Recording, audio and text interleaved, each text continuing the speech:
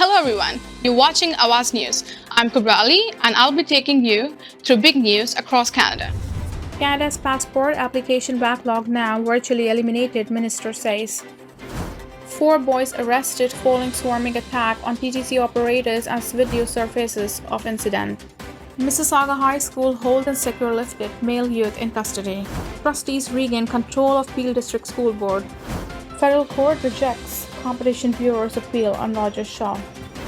Police allegedly shoved elderly woman to the ground downtown now, charged with manslaughter. Police. Woman rushed to hospital after being stabbed multiple times on downtown streetcar. Those were the headlines, and now let's jump right into the detail. Federal Court of Appeal has dismissed the Competition Bureau's effort to overturn a key approval of Rogers Communications' takeover of Shaw Communications. Court of Appeal Justice David Strada said Tuesday the Bureau's arguments don't meet the threshold of an overriding error going to the core of the case that would be required to overturn the decision by the Competition Tribunal to approve the $26 billion deal. The Competition Tribunal, in its December 30th approval, made it clear the transaction would not be likely prevented or substantially lessen competition, supported by ample evidence, said Stradas. The Competition Bureau's arguments have focused on what they said were 4 key legal errors that focus especially on how the proposed sale of Shaw's Freedom Mobile to Videotron factored into the Tribunal's decision.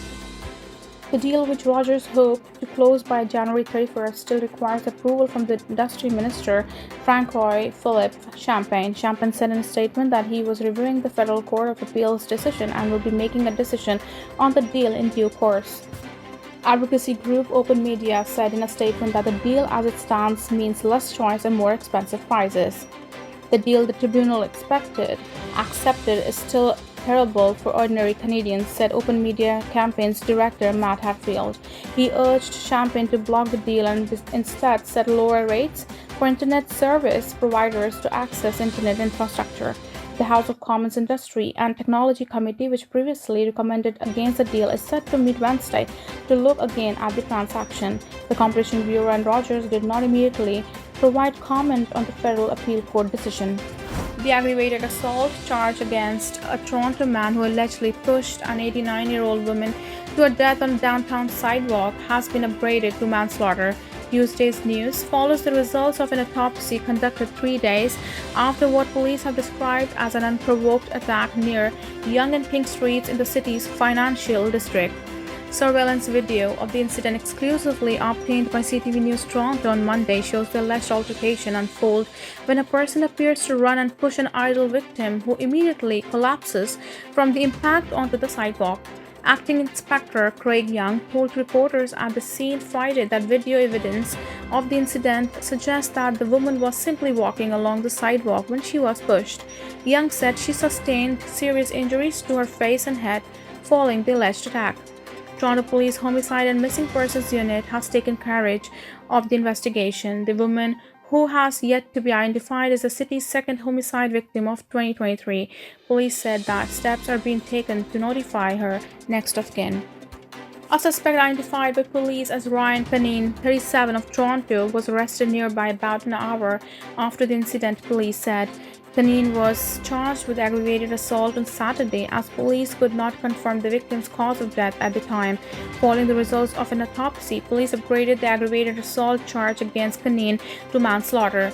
He's also charged with mischief under $5,000 after police said he threw a brick through the window of business in the area of Church Street and Front Street East before the assault. Panine appeared in a Toronto courtroom Tuesday morning. Trustees are back in control of the Peel District School Board more than 2.5 years after Education Minister Stephen Lecce assigned ultimate decision-making authority to a supervisor. Lecce placed the board under the supervision of Bruce Rodrigues in June 2020 amid widespread concerns about anti-black racism and Islamophobia, as well as a myriad of issues related to the board's governance and its human resources practices. But in a letter sent to the Ministry of Education early this month, Rodrigues confirmed that the board will now once again have the ability to govern itself. The initial decision to place the board under supervision came in the wake of a third-party review that found that black students were overrepresented in suspension data and raised concerns about the board's commitment to addressing systematic racism. Lecce ultimately issued 27 binding orders following that report, but ultimately decided to place the board under provincial supervision months later amid frustrations with the slow pace at which his orders were being implemented.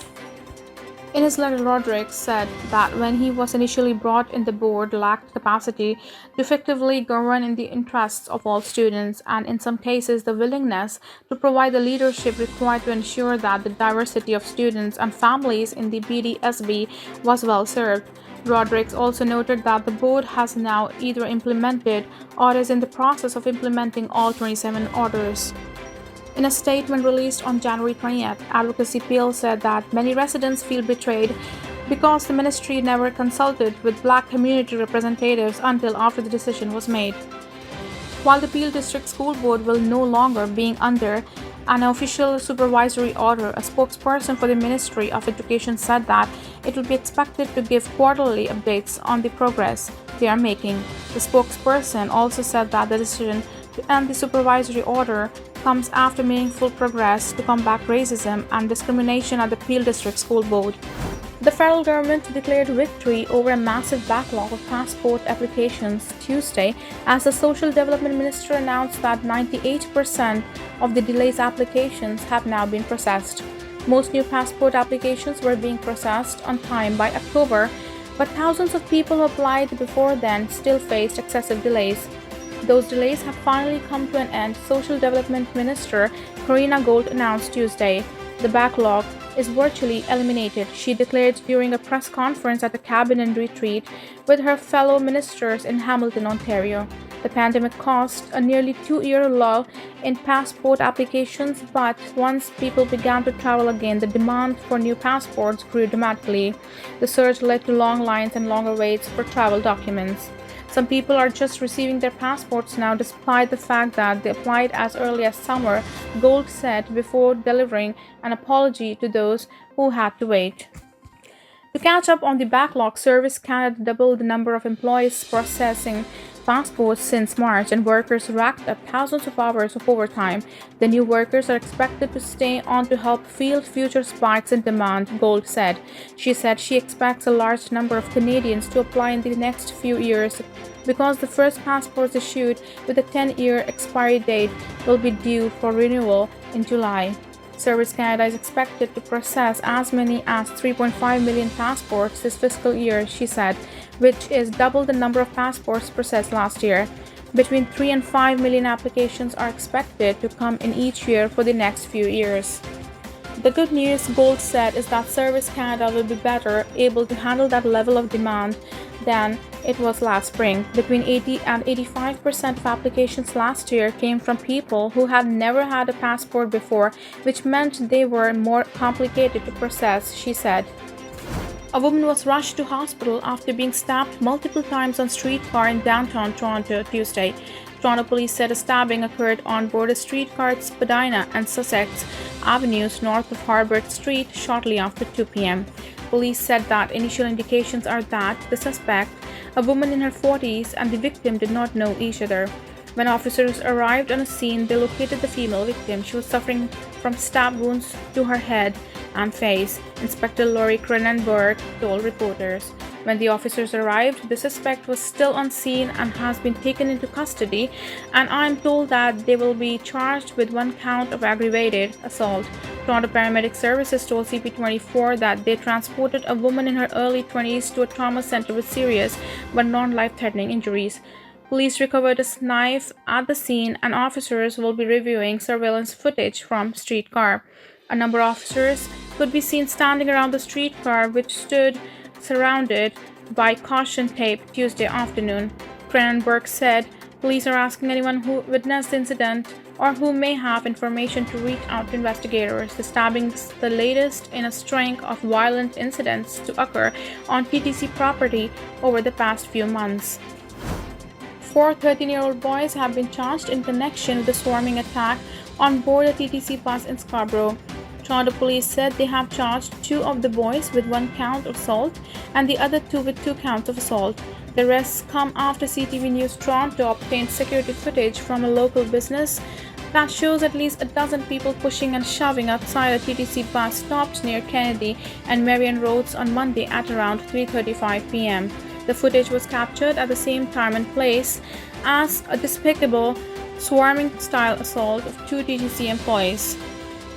Police would not confirm if the incident captured on video was the swarming of TTC employees. However, officers collected the exact same surveillance footage as evidence for their investigation on Tuesday morning. Thank you for tuning in. I'm Kubra Ali. I'll see you back tomorrow, same time, same channel. Have a good night.